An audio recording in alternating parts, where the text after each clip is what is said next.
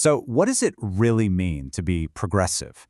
Does it mean making a clean break with the past, or is it something way more complicated? Today we're going to dive into transitions in the progress of civilization, which is this really fascinating essay by the scholar Ibrahim Musa. He challenges our whole idea of progress and forces us to ask, what if moving forward actually means we have to keep looking back? Let's get into it. Right at the beginning of his essay, Musa drops this quote from Joan Didion, and honestly, it just sets the stage perfectly. It really speaks to that feeling, that dizzying sense you get when life just shifts under your feet, and you have this deep human need to figure out how to handle it, to just go with the change.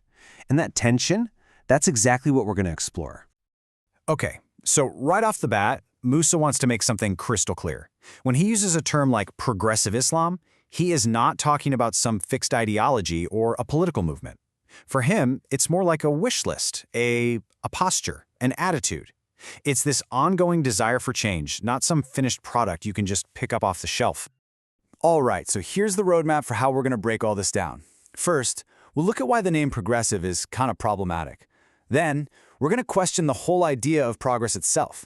After that, we'll meet this incredible metaphor, the angel of history, before seeing how these ideas were actually born from a real-world struggle. And finally, we'll land on what it means to create knowledge on the threshold of change. So let's start with that label.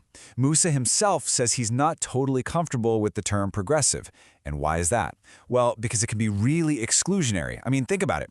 If you call yourself progressive, does that automatically label everyone else as backward? He thinks that's a pretty flawed way to frame the whole conversation. So if progressive isn't the right word, what's a better way to think about this? Well, he offers up a different term, critical traditionalism. And what's so interesting here is that it doesn't mean throwing tradition out the window. Not at all. Instead, it suggests this constant living engagement with tradition, questioning it, poking at it, and always bringing our modern experiences into the mix. And this whole idea of engaging with the past leads us right to the heart of the matter, the very idea of progress.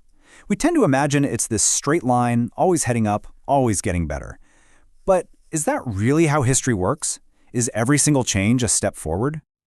To really dig into this critique of simple, straight-line progress, Musa brings up a super famous and, pretty controversial idea, Francis Fukuyama's end of history thesis. This is like the ultimate example of that straight-line thinking.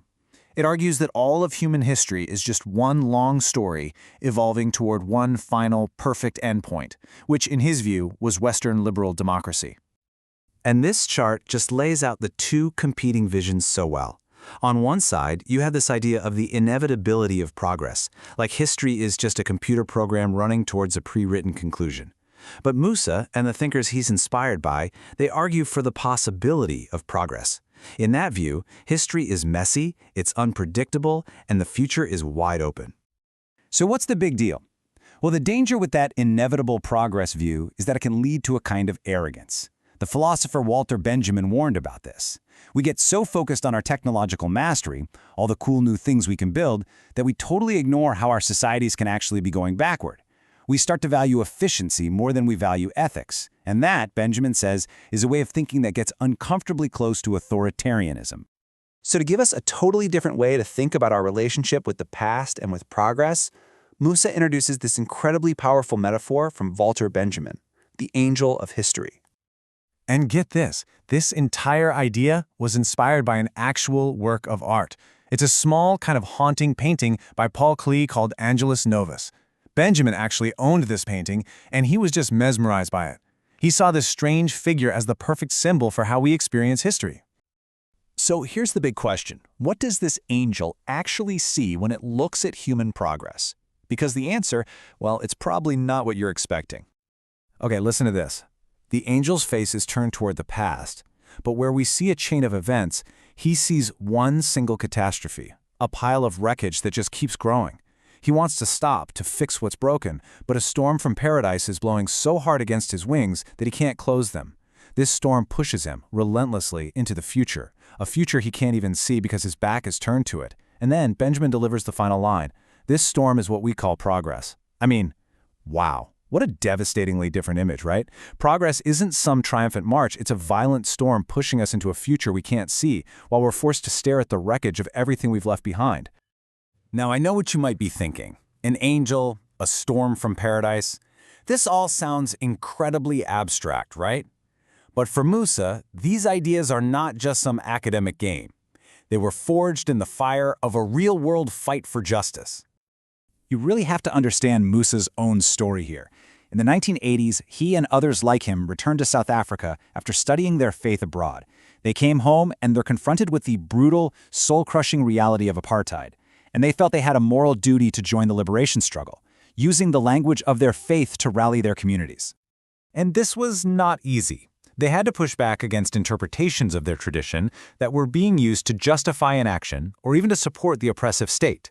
They had to find a new, inclusive, humanist vision. This urgent, real-world need for justice forced them to rethink absolutely everything and create new interpretations of their sacred texts that were focused on liberation. And this brings us to such an important insight. Big intellectual ideas don't always happen in a quiet library. As Musa puts it, theory often follows practice. It's something you do after the fact, an attempt to make sense of the messy, complicated, urgent decisions you have to make in the real world. The grand theory came later to explain the actions they were already forced to take. So, all of this, the critique of progress, the struggle on the ground, it leads us to Musa's final big idea. And it reframes this entire project not as a search for final answers, but as a commitment to being in a constant state of transition. He uses this beautiful Arabic word for it, dehliz. A dehliz is a threshold, a doorway, an in-between space. He uses it as a metaphor for that fertile ground where new ideas are born, that space where cultures meet, where the past and present collide. For Musa, the goal isn't to walk through the door and be done. It's to learn how to live right there, on the threshold, in that creative space of dialogue. And this is the whole point. The aim is not to create some new rigid thing called progressive Islam that everyone has to conform to.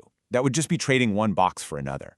No, the goal is to be a catalyst, to start conversations, to challenge old assumptions from within, and to empower people to find their own answers in their own communities.